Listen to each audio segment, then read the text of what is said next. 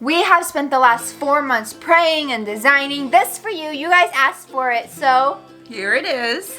But first, let's go a little history because we're the Patriot sisters. Duh, gotta have history in that. So, an appeal to heaven. It's way more than just a piece of fabric. It was actually a declaration that the Patriots used and carried them into victory over the good old Brits. We're going to dive into what makes this important, why you need to know about it, why is it resurfacing, because we're starting to see it all over social media these days. Oh, and plus a little special surprise at the end that you definitely don't want to miss out on. With that being said, let's get right into it. Let's take it way back to the beginning as usual for us. So, an appeal to heaven. Who on earth came up with that name or that phrase or that everything? I know.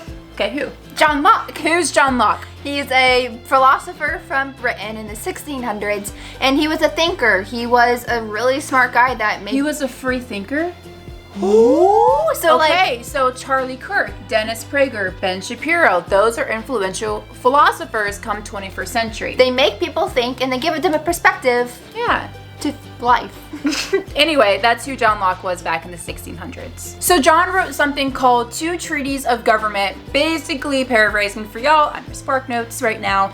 It says this: your liberties do not originate from man, but rather from God. Oh my gosh, that sounds like our founding fathers. Intriguing. Wonder where they got the idea from. No idea. Anyway, so in the 14th chapter of this book that John wrote, he came up with the phrase, an appeal to heaven, and it goes a little something like this. Now, I'm gonna read it. Here we go. Quote, and where the body of the people or any single man are deprived of their right or are under the exercise of a power without right, having no appeal on earth, they have our liberty to appeal to heaven whenever they judge the cause of sufficient moment, end quote. So this is literally, in layman's terms, I got you, saying when your rights are being stripped away, or you're becoming oppressed, kind of sounds like today, and you try to go the judicial and the legal and the good, let's go, I'll follow all the rules, and that's not working, really sounds like today. What do we need to do? We need to make an appeal to heaven, because at the end of the day, the only person, the only, whatever you want to call it, spirit being that's going to bring us out of this is Jesus. So John's basically like, you know what?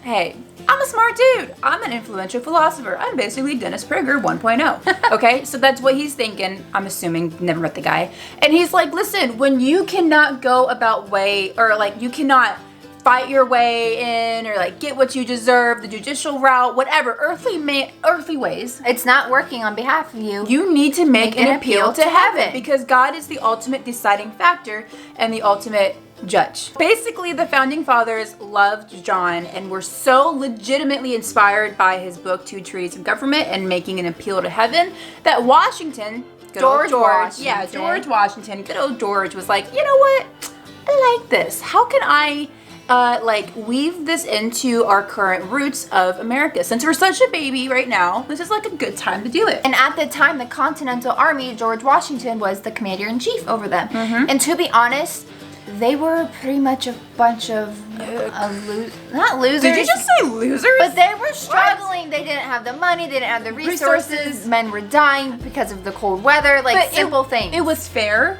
because let's be honest, America at the time had no money. So George Washington was like, I'm in charge of everybody, and we're kind of failing. It's not looking good on paper. We are up against the British Army, who's really strong and really have a lot of money behind them. And his only way around this, he felt hopeless.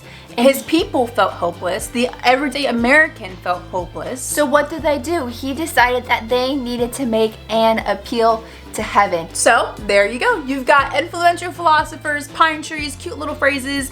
You got founding fathers, God. I already said God. You got a lot of stuff, okay? And it's everything that our school systems neglected to teach you and I. And it's really unfortunate that's happening so much. But we really do care about it. And now, and I know you agree with us, more than ever, we're in a really tough spot as a country, and we need God's intervention. We need to have an appeal to heaven, because the only way we're going to get through this, yes, we have to do what we do on here on earth. We got to co-labor with Christ, okay? So that means us doing our part, and then God coming in, and God for him, and swooping in and saving our butts, because genuinely we couldn't do it without him. Okay, so now you know about the An Appeal to Heaven or pine tree flag, but what does that have anything to do with 2021? Or our little secret that we talked about earlier. It actually has a lot to do.